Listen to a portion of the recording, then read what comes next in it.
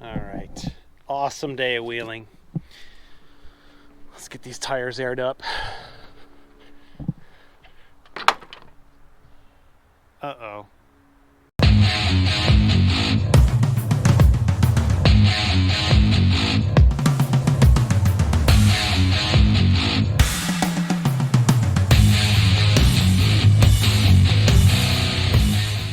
What's up, everybody? Welcome back to the channel. And as you saw from the intro there, I've got a little bit of a problem. In this video, we're going to be doing some surgery. So the Blubicon needs a transplant.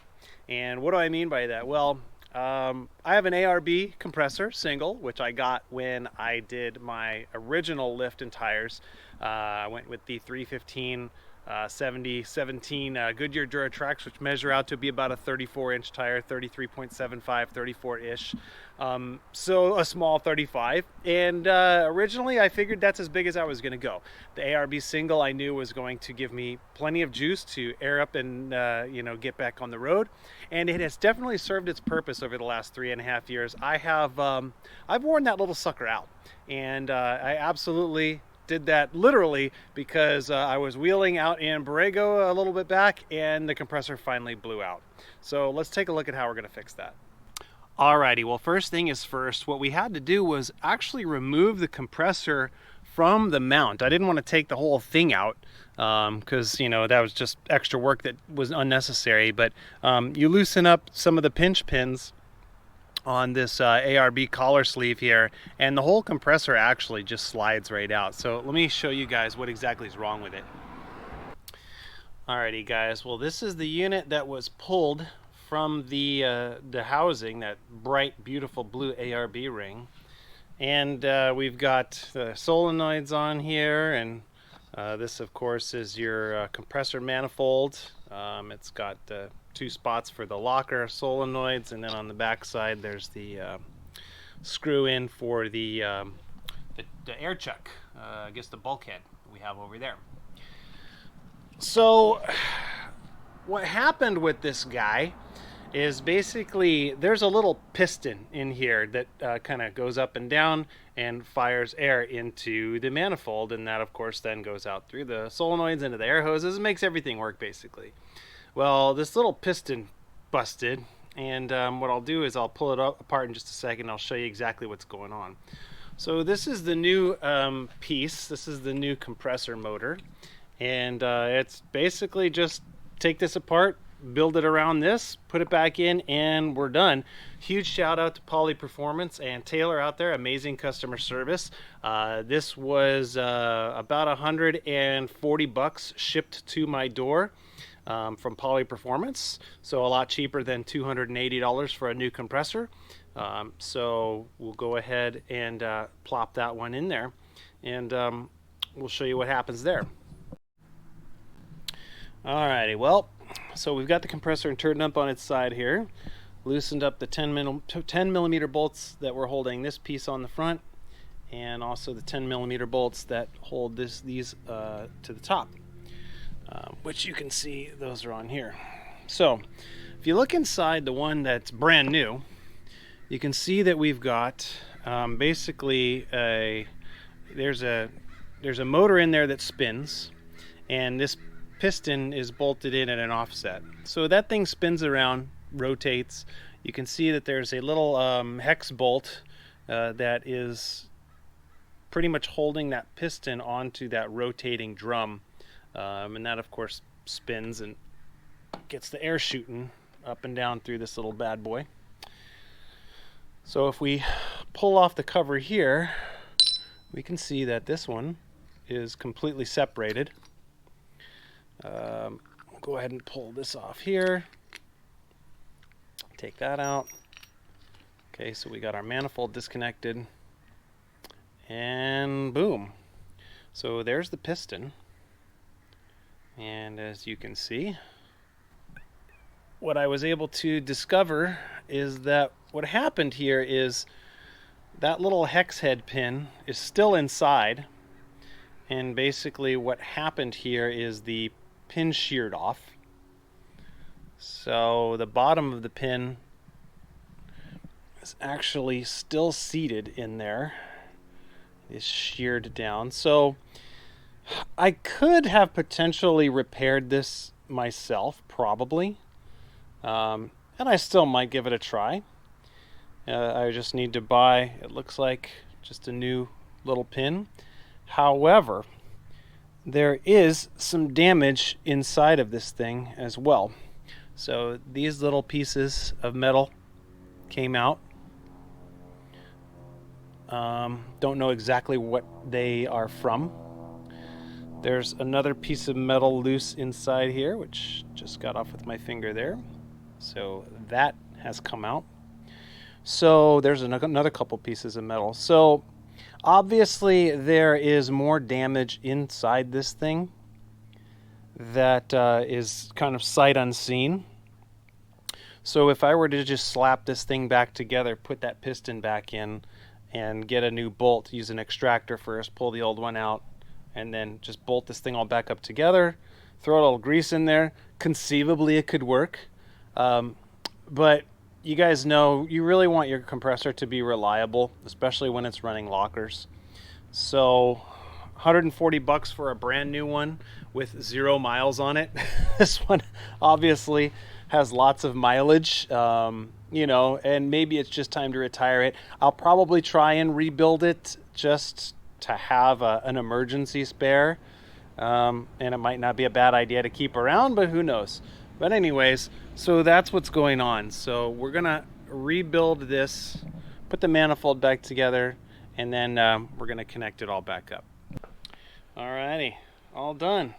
Less than 5 minutes. It was very easy to switch everything over. So now let's see if we can get it into the Jeep. Okay, so first thing we need to do is feed the electrical connection through. Easy enough. We're going to slide it in. Can't be that easy. And that's basically it. We'll just go in and tighten up the connections a little bit. Alrighty, well, it is back in place, tightened up and ready to go. Now we're just going to make all of the connections, the electrical connections for the solenoids and the compressor motor itself, and then we can hook the air lines back up so that the lockers work. Now we have to address the other elephant in the room, and that is if you come back here. Okay, so in my hand here I'm holding the connection for the compressor motor itself. These are 10 gauge wires. It's a two wire connector, obviously positive, negative. And you can see this one is nice and clean and bright and white and not dirty at all. That was not the case when I pulled out this compressor just a few weeks ago. So let me show you what's going on over there. Okay, so here's the original compressor motor. And you'll notice that it doesn't have a connector on the end of it. I had to cut it off so that I could take it down to my local electrical supply and see if I could find a new connector. Why, you might ask? Well, let's have a look at that bad boy. So this got obviously overheated and burned and fried during the course of normal use. And I did a little research online, and I guess what happens is that obviously this connector is not very weatherproof. And what happens is the pins inside, they get corroded and rusted out, and then this can happen. So I'll pull it apart and show you what it looks like. All right, well, here is the pin, and you can see the inside. It's not in very good shape here. So that kind of broke apart, all brittle. Same thing with this one, that looks even worse. So my local electrical supply store did not actually have this type of connection. Looks like some sort of a T connection.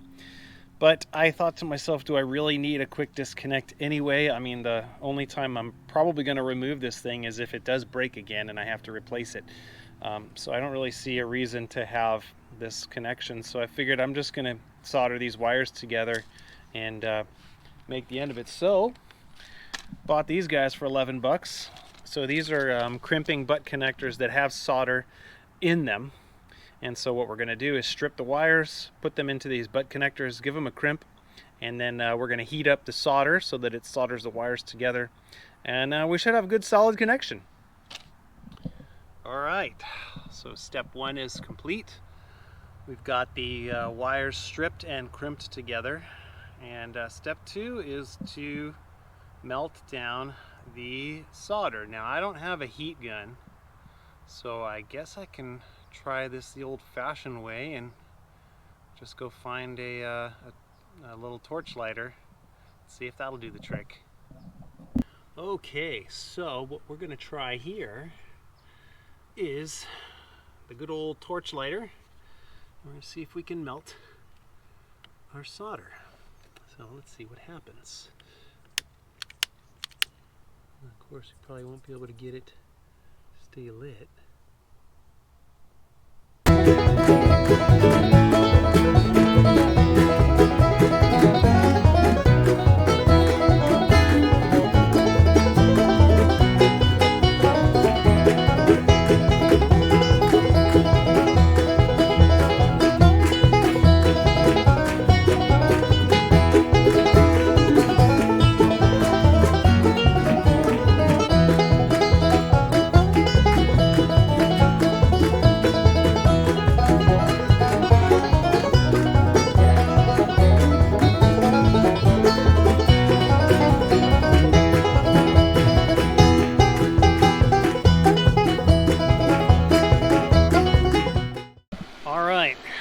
Got everything hooked back up, pressure switch, power's back on, got everything plumbed the way it needs to be plumbed, and now we just check and see if it holds air.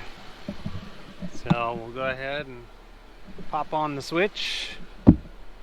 Okay, 3, 2, 1. There we go. And she's holding air. It's not leaking out the locker solenoids. Let's turn the lockers on.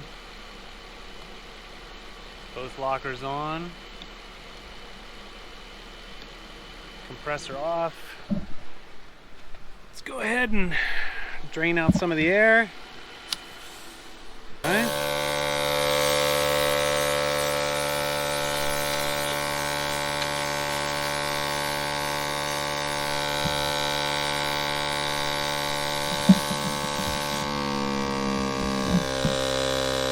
Now we still have a leak at the bulkhead.